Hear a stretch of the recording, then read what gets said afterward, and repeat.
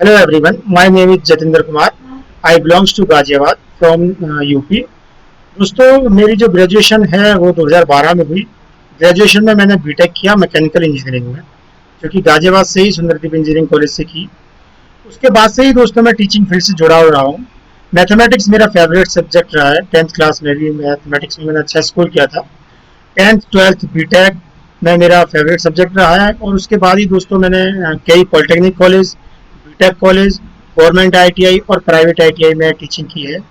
Currently मैं अपना एक कोचिंग सेंटर चला रहा हूँ जो जेकेजी कैरियर मेकर के नाम से है। और उसके साथ ही मेरे दो यूट्यूब चैनल हैं, जिसमें एक है जेकेजी कैरियर मेकर और एक है ट्रिकी स्टडी जोन। दोस्तों जो मेरा एक्सपीरियंस है उसको मैं आप लोगों के साथ शेयर करना चाहता हूँ। और 10th और 12th जो है मेरी सीबीएसई बोर्ड गाजियाबाद से है। तो जैसा कि मैंने आपको बताया कि मैथमेटिक्स के साथ मेरा काफ़ी अच्छा इंटरेक्शन है, मेरी अच्छी पकड़ है मैथमेटिक्स पे। तो मैं आईटीआई में भी पढ़ाता हूँ और उसके साथ साथ ही गवर्नमेंट जॉब के लिए भी मैं मैथमेटिक्स की स्टडी जो है स्टूडेंट्स को ट्रेन करता हूँ, जिसमें मैं जैसे railway, NTPC, ALP, group D और बैंकिंग के लिए भी मैथमेटिक्स पढ़ाता हूँ। तो बेसिकली हम आज जो डिस्कस करने जा रहे हैं वो है mathematics content plan for the class 10th। तो 10th के लिए हम जो डिस्कस करेंगे दोस्तों, इसमें अप्रोक्स 15 चैप्टर हैं और जिसको कि हम 100 आवर्स में हमारा टारगेट है कि इसको कंप्लीट करना है। और सिर्फ कंप्लीट ही नहीं करना है, उसको इस तरह से कंप्लीट करना है कि आप बहुत अच्छे से उसमें स्कोर कर सकें। तो जैसा कि आपको पता है 10th का कितना बड़ा रोल है आपकी लाइफ में। 10th की परसेंटेज बहुत ज़्यादा मायने रखती है। तो आप परसेंटेज के साथ साथ फोकस रखिएगा कि जो आपकी नॉलेज है वो बेसिक बिल्कुल स्ट्रांग हो जाए, तभी आप उसमें अच्छा अचीव कर पाएंगे। आप जुड़े रहिए इसमें। इसमें मैं आगे आपको दिखाता हूँ कि क्या क्या आपके टॉपिक्स हैं और उनको हम किन किन आवर्स में, कितने आवर्स में उसको हम कवर करने वाले हैं। तो let's start. Now come to the next slide. Here is the list or the topic which are to be covered in the prescribed 100 hours. So first chapter is the real number. तो दोस्तों real number जो है, जिसको हम वास्तविक संख्या कहते हैं, इसको हम 6 घंटे में कवर करने जा रहे हैं। दोस्तों रियल नंबर एक ऐसा चैप्टर है जो कि सभी चैप्टर के लिए बेसिक है। अगर आपने रियल नंबर को ठीक से नहीं पढ़ा, इस पर कमांड आपकी नहीं बनी, तो आगे आने वाले चैप्टर में आपको परेशानी होने वाली है। तो इसलिए रियल नंबर से ही हम स्टार्ट करेंगे। जैसा कि आपका ये पहला चैप्टर है, तो इसको हम 6 आवर्स देंगे। देन हम जाएंगे पॉलिनोमियल्स की तरफ। पॉलिनोमियल्स को भी हमने 6 आवर्स दिए हैं। तो रियल नंबर का यूज है पॉलिनोमियल्स के अंदर। नाउ नेक्स्ट जो है, हमने थर्ड चैप्टर जो लिया है वो है pair of linear equation in 2 variables. तो इसमें हम देखेंगे कि कैसे हम इक्वेशंस को सॉल्व करते हैं, कैसे आपके वेरिएबल्स को सॉल्व करते हैं। एक वेरिएबल आपका फाइंड आउट हो जाता है तो उसकी हेल्प से हम कैसे दूसरे वेरिएबल्स को फाइंड आउट करते हैं। और हम इक्वेशंस को सॉल्व करने के लिए 2 से 3 मेथड देखेंगे। फ्रेंड्स उसके बाद हम पढ़ेंगे क्वाड्रेटिक इक्वेशन। क्वाड्रेटिक इक्वेशंस को मैंने 1 आवर्स एक्स्ट्रा दिया है, जैसे कि आप देख सकते हो अपने स्क्रीन पे। 7 आवर्स हम इसको दे रहे हैं क्योंकि यहाँ से क्वेश्चन जो बनता है वो आपका ज़्यादा मार्क्स में आता है और ये आपके आगे भी सभी एग्जाम में साथ देने वाला है। दोस्तों फ्रेंड्स, आप अपने 10th का जो लेवल है वो ऐसा बनाएं कि जो आप स्कोर तो करें ही करें और आगे भी आप हेल्प दें, क्योंकि आपको पता है मैथमेटिक्स एक ऐसा सब्जेक्ट है, आगे आप कोई भी एंट्रेंस एग्जाम देंगे, कोई भी गवर्नमेंट सेक्टर के लिए एग्जाम देंगे, उसमें एटलीस्ट 20 मार्क्स की मैथ पूछी जाती है। और मैथमेटिक्स दोस्तों बेसिक ही आती है, बहुत ज़्यादा हाई लेवल की नहीं आती है। बट आपने कितनी प्रैक्टिस कर रखी है, कितने अच्छे से उसको कवर कर रखा है, कितने अच्छे से उसकी मेहनत करी है उसमें, वो सारी चीज़ें हैं। और जो आपको पता है कि स्पीड मायने रखती है। तो अभी आप स्पीड पे इतना ध्यान नहीं देंगे जब तक कि आपके 10th के एग्जाम नहीं हो जाते। तो 10th के एग्जाम तक आप क्वालिटी पे ध्यान दें, आप फॉर्मूलों पे ध्यान दें, डेरिवेशन पे ध्यान दें, कैसे फॉर्मूला ड्राइव हो रहा है, कहाँ से आ रहा है, उस पे चीज़ पे ध्यान दें। स्पीड पे उसके बाद आप काम कर सकते हैं। उसके बाद दोस्तों हम पढ़ेंगे अर्थमेटिक प्रोग्रेशन। एपी के क्वेश्चन आपको पता है जैसे कि कितना इंपॉर्टेंट है, ये क्वेश्चन आपके पूछे ही जाता है। और एपी आपका 10th 12th आप ग्रेजुएशन इवन पोस्ट ग्रेजुएशन तक चले जाएंगे, एपी आपका पीछा छोड़ने वाला नहीं है दोस्तों। तो अर्थमेटिक प्रोग्रेशन पे आपको खासा ध्यान रखना है, जिसको हमने 7 घंटे का टाइम दिया हुआ है। उसके बाद हम पढ़ेंगे ट्राइंगल्स। ठीक है फ्रेंड्स, तो ट्राइंगल भी आपका बहुत इंपॉर्टेंट है। इसके अंदर हम देखने वाले हैं कि कैसे एक आकृति बनती है जिसके अंदर 3 कोण होते हैं और 3 साइड होते हैं। इसके अंदर दोस्तों कई आपको 2 साइड दे देगा, तीसरी साइड पूछ लेगा, कभी 2 एंगल दे देगा, तीसरा एंगल पूछ लेगा।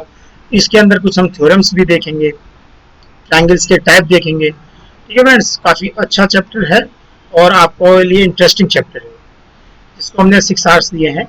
कोऑर्डिनेट ज्योमेट्री को भी हम देखेंगे दोस्तों। कोऑर्डिनेट ज्योमेट्री को हमने अगेन 6 आवर्स दिए हैं।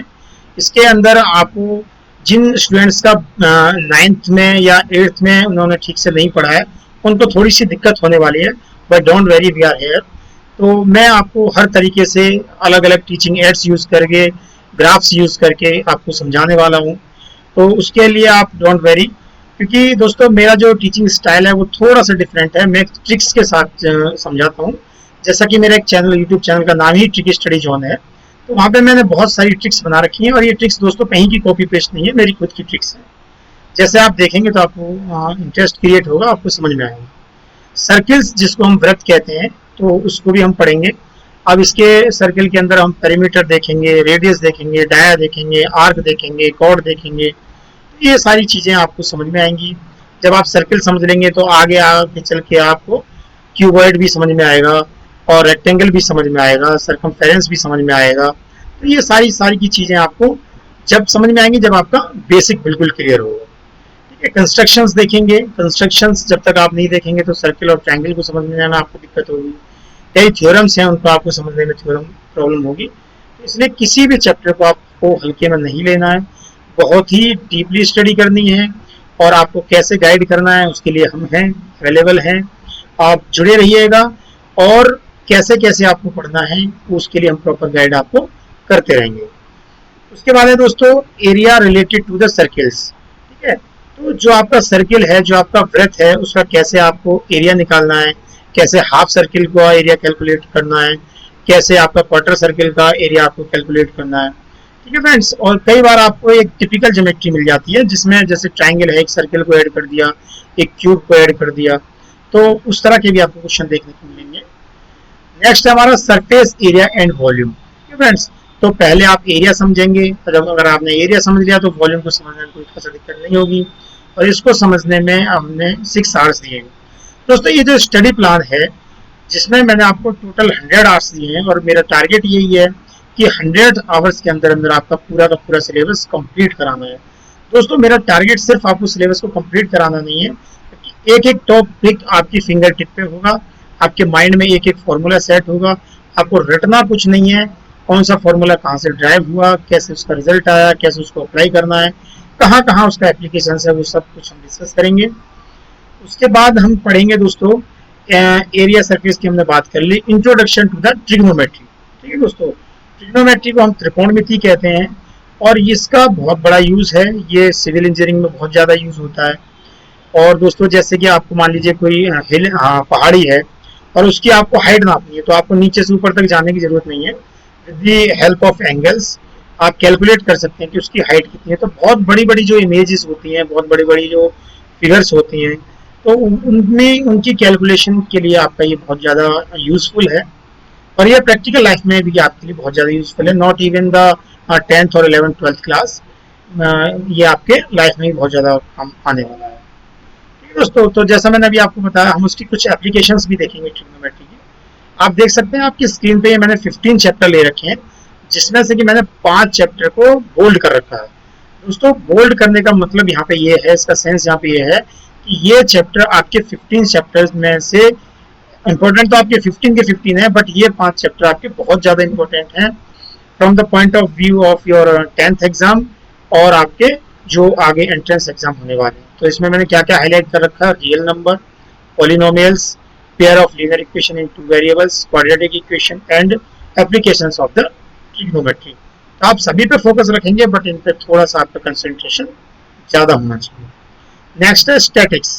ठीक है दोस्तों, तो स्टैटिक्स को मैंने 1 आवर्स एक्स्ट्रा दिया है, 7 आवर्स दिया है। ठीक है, तो 7 आवर्स में हम इसको इजीली कंप्लीट कर लेंगे। And now last is the probability. दोस्तों जिसको हम प्रायिकता कहते हैं, इसको हमने 8 आवर्स दिए हैं। ऐसा कोई एग्जाम नहीं है, कोई गवर्नमेंट जॉब का एग्जाम नहीं है, कोई एंट्रेंस एग्जाम नहीं है जिसमें आपके प्रोबेबिलिटी से ना क्वेश्चन आते हों, चाहे वो बैंकिंग हो, चाहे वो रेलवे हो, चाहे वो कोई भी एग्जाम हो। तो आपको इस चीज़ को ध्यान से पढ़ना है। ये था मेरा 100 आवर्स का स्टडी प्लान कि कैसे मैं इन टॉपिक्स को कवर करूंगा। अब हम बढ़ते हैं आगे, एक टॉपिक ले लेते हैं। जैसा कि मैंने बताया कि ट्रिग्नोमेट्री जो है आपका बहुत ही इंपॉर्टेंट टॉपिक है, तो मैं ट्रिग्नोमेट्री को ब्रीफ में डिस्कस करने जा रहा हूँ। बाकी आप देखिए। तो नेक्स्ट आपकी स्लाइड है ट्रिग्नोमेट्री फॉर क्लास 10th। ठीक है दोस्तों, ये आपको मैंने इसमें बताया कि मेरा नाम जितेंद्र कुमार है और मैंने बीटेक की है मैकेनिकल इंजीनियरिंग में, 2012 का मैं पास आउट हूँ। नेक्स्ट है आपकी ट्रिग्नोमेट्री। तो यहाँ पे हम इंट्रोडक्शन देने वाले हैं कि व्हाट इज ट्रिग्नोमेट्री, जिसको हम हिंदी में त्रिकोणमिति कहते हैं। Trigonometry is derived from the Greek word. Trigonometry को ग्रीक वर्ड से ड्राइव किया गया है, जिसका मतलब होता है trigonon, that means three angles, and metron, that means measure. Means to say how you can calculate, how you can measure three angles from the help of the figure. तो कोई आकृति है, उस आकृति की हेल्प से आप तीन एंगल मेजर कर रहे हैं, तीन साइड्स मेजर कर रहे हैं। तो कुछ इसमें नॉन्स होंगे, कुछ अननोन्स होंगे। तो with the help of knowns you have to calculate the unknowns.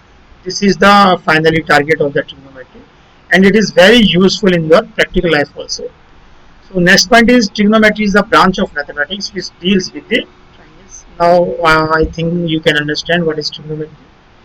So trigonometry especially deals with the relationship between the side and the angle of the triangle.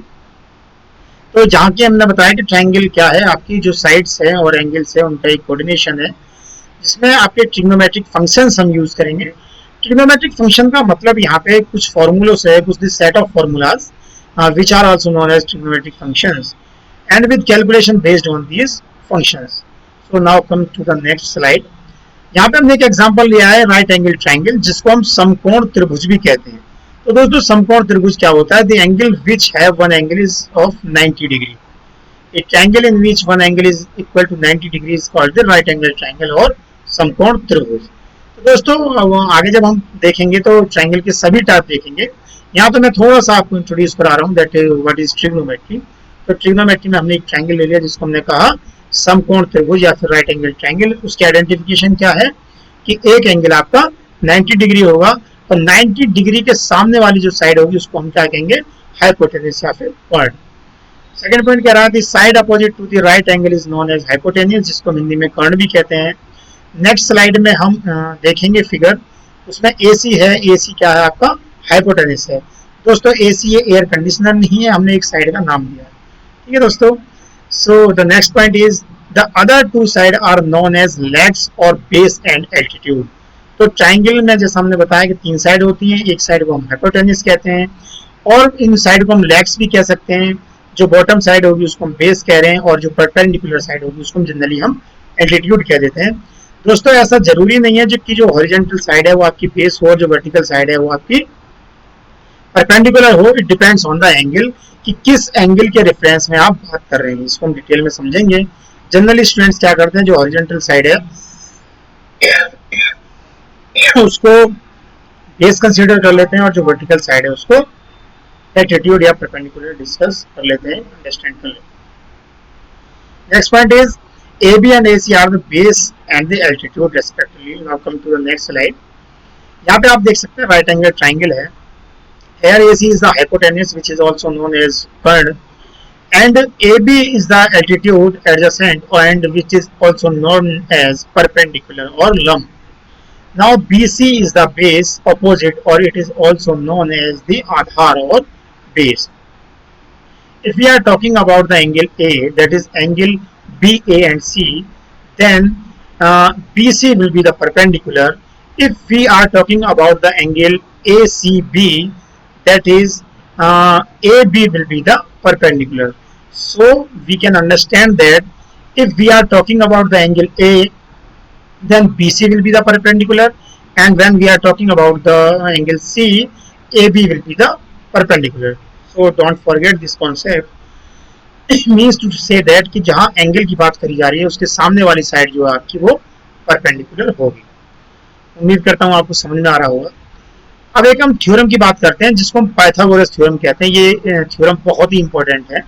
ये थ्योरम क्या कहती है कि जो आपका ट्राइंगल है उसकी जो लॉन्गेस्ट साइड है which is also known as hypotenuse, उस साइड का स्क्वायर बाकी की जो दो साइड हैं उनके स्क्वायर के समेशन के इक्वल होगा। तो मैं आपको सरल भाषा में समझा देता हूँ, रिपीट कर देता हूँ कि ट्राइंगल की जो लॉन्गेस्ट साइड है उसका स्क्वायर इक्वल होगा बाकी दो साइडों के स्क्वायर के समेशन के। This is also known as the Pythagoras theorem. दोस्तों we have lack of the time, that's why we are discussing in brief. आगे हम इसको डिस्कस करेंगे। तो दोस्तों ये पाइथागोरस थ्योरम का एक एग्जांपल ले लिया हमने। ये कैसे आपके लिए यूजफुल है कि आपको एक ट्रायंगल दिया हुआ है ए बी सी, जिसमें ए बी आपको कैलकुलेट करना है, बी सी आपको 3 दिया हुआ है, यूनिट आप कुछ भी मान सकते हैं सेंटीमीटर या mm, एंड ए सी को हमने एक नोमेनक्लेचर कर दिया that is B and which is equal to the 4। तो यहाँ पे क्या करना है, आपको ए बी कैलकुलेट करना है। ए बी क्या है, आपका हाइपोटेनस है। जैसा कि हम जानते हैं पाइथागोरस थ्योरम से कि जो कर्ण का स्क्वायर है वो बराबर होगा आधार के स्क्वायर प्लस लंब के स्क्वायर के। तो ए सी स्क्वायर जो है आप अपनी स्क्रीन पर देख सकते हैं, ए सी स्क्वायर ये है आपका जो कि हमें कैलकुलेट करना है। B C square, sorry B C आपको गिवन है 3 और ए बी जो है वो आपको कैलकुलेट करना है। तो हमने इसको क्या कंसीडर कर दिया, ए बी को सी कंसीडर कर लिया, ए सी को 4 कंसीडर कर लिया और बी सी को 3 कंसीडर कर लिया। तो हमारा फॉर्मूला बन गया यहाँ पे a square plus b square equals to c square. Now put the value of a and b. Here a is equals to 3 and b is equals to the 4 and we have to calculate the c, and square of the 3 will be equal to the 9 and square of the 4 will be equal to the 16. So we have to calculate the c. Now when we add 9 and 16 it will be equal to the 25 and this square root will come to this side and we have to gain a value that is c equals to 5. तो यहाँ पे हमें c equals to 5 मिल गया जो कि हमारा answer है, जो कि हमारा हाइपोटेनस है, जो कि हमारा कर्ण है। उम्मीद करता हूँ आपको समझ में आया होगा। अब जैसे दोस्तों देखेंगे हम यहाँ पे ट्रिग्नोमेट्री हम क्यों पढ़ते हैं, इसका यूज क्या है, एप्लीकेशन क्या है। जैसा कि हमने देखा है पाइथागोरस थ्योरम में, we have given 2 side using theorem formula we can find the third side. आपके पास 2 साइड थी, आपने 3 साइड को कैलकुलेट कर लिया।